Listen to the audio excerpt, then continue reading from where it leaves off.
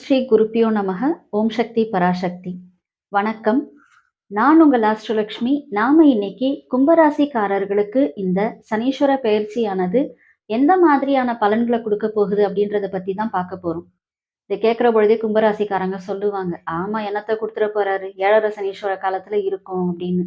இருந்தாலும் உங்களுக்கு பாதத்துல வாக்குதன குடும்பஸ்தானத்துல தாங்க பெயர்ச்சியாகி வருகிறார். இதுல கும்பராசிக்காரர்கள்லாம் பாத்தீங்கன்னா ரொம்ப தைரியமானவங்க, துணிச்சலானவங்க, தன்னை எதிர்ப்பவர்களை நொறுங்கக்கூடிய அளவுக்கு, அவங்களுடைய மனசு நொறுங்கி போற அளவுக்கு, ஏன்டா இவங்கள எதிர்த்தோம் அப்படின்னு நினைக்கக்கூடிய அளவுக்கு அவங்கள வெற்றி கொண்டு வரக்கூடியவங்க.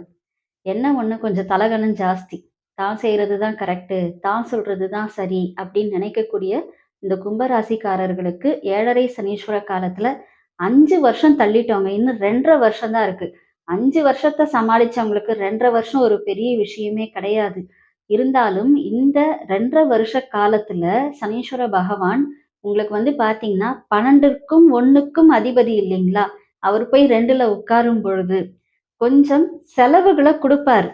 அந்த செலவு குடும்பத்துக்காக செய்யற செலவா இருக்கும். நம்ம எப்பயுமே சொல்லுவோம், 7.5 சனீஸ்வர காலத்துல சனீஸ்வரன் பிரச்சனையை கொடுக்கணும்னு பார்ப்பாரு. நீங்க நல்லது பண்ணியிருந்தீங்க அப்படின்ற பட்சத்தில் என்ன பண்ணலாம்னு யோசிப்பாரு. கல்யாணத்தை பண்ணி விட்டுருவார். அப்ப கல்யாணத்தின் மூலமாக உங்களுக்கு பிரச்சனையை கொடுப்பார். இந்த 7.5 சனீஸ்வர காலத்துல கும்ப ராசிக்காரர்களாகட்டும், மீன ராசிக்காரர்களாகட்டும், மேஷ ராசிக்காரர்களாகட்டும் உங்களுக்கு திருமணத்தை கொடுத்துருவாருங்க. திருமணத்தின் மூலமாக சில பிரச்சனைகளையும் கொடுப்பாரு. அதனால இந்த காலகட்டத்துல திருமணம் செய்யும் பொழுது வரக்கூடிய வரனை பத்தி எல்லா விஷயங்களையும் அலசி ஆராய்ந்து அதுக்கப்புறம் முடிவெடுத்து திருமணத்தை நடத்துறது ரொம்ப நல்லது. இது உங்க குழந்தைகளுக்கா இருக்கட்டும், இல்ல உங்களுக்கே கூட இருக்கட்டும். நீங்க இந்த விஷயத்துல கவனத்தோடு இருந்தீங்கன்னா ரொம்ப நல்லது. மேற்கொண்டு பாத்தீங்க அப்படின்னா சனீஸ்வரன் வாக்குஸ்தானத்துல வரதுனால யாருக்குமே வாக்கு கொடுக்காதீங்க. காலையில 10 மணிக்கு நான் உன்னை பாக்குறேன் சொல்லவே சொல்லாதீங்க. நிச்சயமா உங்களால போக முடியாது. 11 ஆகும், 12 கூட ஆயிடும். நீங்க போகாம இருக்கிறதே பெஸ்ட்ன்ற மாதிரி ஆயிடும். அதனால வாக்கு கொடுக்கவே கொடுக்காதீங்க. இதை செய்யறேன், அதை செய்யறேன், வானத்தை வில்லா வளைக்கிறேன், இது எதுவுமே நீங்க சொல்ல வேண்டாம். அமைதியா போனீங்க அப்படின்னாலே உங்களால எல்லா விஷயத்தையும் முடிக்க முடியும். ஏன்னா 7.5 சனீஸ்வரத்துல லாஸ்ட் 2.5 வருஷத்துல இருக்கிற பொழுது இது வரைக்கும் ஏதோ 1-2 நல்லது பண்ணிட்டு இருந்த சனீஸ்வர பகவான் தன்னுடைய அந்த காலத்தை முடிக்கக்கூடிய நிலையில இருக்கிற பொழுது சில கஷ்டங்களையும் நஷ்டங்களையும் கொடுத்து அதுக்கப்புறம் அதுலயும் சந்தோஷத்தை கொடுத்துதான் முடிப்பார். எப்படி இருந்தாலும் 7.5 சனீஸ்வர காலம் முடியறதுக்குள்ள உங்களுக்கு நிறைய நன்மைகளை செய்ய ஆரம்பிச்சிடுவார். ஆனா அந்த ஆரம்பத்துல கொஞ்சம் பிரச்சனைகளை கொடுப்பாருங்க. எதுலையுமே கவனத்தோட இருங்க. கவனத்தோட பயணம் பண்ணுங்க. கவனத்தோட பேசுங்க. கவனத்தோட உறவுகளை கையாளுங்கள். அதே கவனத்தோட உங்களுடைய விலை உயர்ந்த பொருட்களையும் கையாளுங்கள். இது எல்லாமே நீங்க பண்ணிட்டீங்க அப்படின்னா கடைசி 2.5 வருஷம் கூட உங்களுக்கு ஒரு பெரிய பிரச்சனையா இருக்காது. ஆரம்ப கல்வியில இருக்கக்கூடிய குழந்தைகள் இந்த 1லேருந்து 10th வரைக்கும் இருக்கீங்க இல்லையா? கொஞ்சம் கவனத்தோட படிங்க. நிறைய படிங்க. நல்லா படிங்க. ஆழ்ந்து படிங்க. நுனிப்புல் மேயாதீங்க. இப்படி பண்ணீங்கன்னா நல்ல மார்க் எடுக்கலாம். இல்லைன்னா கிளாஸ்ல நீங்க தான் லாஸ்டா இருப்பீங்க. 10th ரொம்ப கவனத்தோட இருக்கணும். பெண்கள் குடும்பஸ்தானத்துல சனீஸ்வரன் வரார் இல்லையா? அமைதியா போனீங்கன்னா அனைத்தும் நல்லதாகும். இல்லைன்னா அனைத்தும் பிரச்சனையாகும். அமைதியை கடைபிடியுங்கள். வாக்குவாதங்களை தவிர்த்துருங்க. வாக்குவாதத்தை தேடி போய் செய்யாதீங்க. ஒரு விஷயத்த தேடி தேடி போய் சண்டை போடக்கூடாது. கணவர் கூட சண்டை போடுவீங்க அப்படிதான். எதுனாலும் சரி உடனே போய் சண்டையை ஆரம்பிச்சிடுறது இதெல்லாம் இப்ப பண்ணக்கூடாது. அதுவும் இல்லாம உங்களுடைய 4வது வீட்டை பாக்குறாரு. சரிங்களா? உங்களுடைய 8வது வீட்டை பாக்குறாரு. உங்களுடைய 11வது வீட்டையும் பாக்குறாரு. அதுக்காக வேண்டிதான் சொல்றோம். உங்களுடைய 4வது இடம் சுகஸ்தானம். வீடு வாகனம் வாங்கக்கூடிய யோகத்துல இருக்கு. உங்க வீட்டுக்காரே என்ன பண்ணுவாருன்னா நம்ம வீடு வாங்கலாமான்னு கேட்பாரு. வாங்கலாங்க அப்படின்னு சொல்லுங்க. அவர் என்ன சொல்லுவாருன்னா பழைய வீடு வாங்கலான்னு சொல்லுவாரு. உடனே நீங்க என்ன பண்ணுவீங்க? அதெல்லாம் முடியாது, எனக்கு புது வீடு தான் வாங்கணும், இதெல்லாம் எதுவுமே சொல்லாதீங்க. வீடை வாங்குங்க. அதுக்கப்புறம் அந்த வீடை வச்சுக்கிட்டே நீங்க இன்னொரு புது வீடு வாங்குறதுக்கான முயற்சிகள்ல இறங்கலாம். இந்த காலகட்டத்துல அவங்க என்ன சொல்றாங்களோ அதை கேட்டுக்கோங்க. 8ஆம் இடத்தை பாக்குறதுனால ஆயுளுக்கு பங்கம் இல்லை என்றாலும் ஆனா உடல் ஆரோக்கியத்துல பிரச்சனைகள் வரக்கூடிய காலகட்டத்துல தான் இருக்கு. அறுவை சிகிச்சை நடக்கக்கூடிய காலகட்டத்துல இருக்கு. கண் தொடர்பான பிரச்சனைகள் வரக்கூடிய காலகட்டத்துல இருக்குங்க. அதனால கண் தொடர்பான விஷயங்கள் எது வந்தாலும் கவனமா எடுத்து அதை இம்மீடியட்டா டாக்டர போய் பார்த்து அத சரி பண்ணிக்கோங்க. ஒரு சிலருக்கு வந்து பார்த்தீங்கன்னா, இந்த வயசுல மூத்தவங்க இருக்கீங்க இல்லைங்களா? ஒரு 45, 50 கிட்ட இருக்கக்கூடியவங்களுக்கெல்லாம் கேட்ராக்ட் சர்ஜரி ஆகக்கூடிய காலகட்டமா இருக்கக்கூடிய காலம் இது. அதனால அதுலயும் நீங்க வந்து கவனத்தோட இருங்க. உடனே போய் அத பண்ணிக்கோங்க. அப்படி இல்லன்னா, பார்வை தடுமாற்றம் ஏற்படக்கூடிய நிலை உருவாகும். பார்வை நரம்பு பாதிக்கக்கூடிய நிலை உருவாகும். இதுல நீங்க கவனத்தோட இருக்கணும். அப்புறம் போயிட்டு குடும்பத்துல போய் கடன் வாங்குறது. அதெல்லாம் இப்ப பண்ணக்கூடாது. குடும்பத்தார்கிட்ட கடனே வாங்காதீங்க. பெண்களாக இருந்தால் தாய் வீட்லயும், ஆண்களாக இருந்தால் தங்களுடைய தந்தையார்கிட்டயும் கடன் வாங்குறத தவிர்த்துருங்க. இந்த காலகட்டத்தில அத வாங்கவே வாங்காதீங்க. பேரு கெட்டு போயிரும். திருப்பி குடுக்க முடியாது. பேர் கெட்டுடும். உங்களுக்கு தான் அது வந்து கஷ்டங்களா இருக்கும். ஸோ, இத நீங்க வந்து கவனத்தோட இருக்கிறது நல்லது. பிளஸ் உங்களுடைய தந்தையாருடைய ஆரோக்கியத்தில கவனத்தோட இருங்க. அவங்களுக்குமே கண் பார்வை பிரச்சனை வரக்கூடிய காலகட்டம் இது. தாயா இருக்கட்டும், தந்தையா இருக்கட்டும், அவங்களுடைய கண் பார்வை விஷயத்தில கவனத்தோட இருங்க.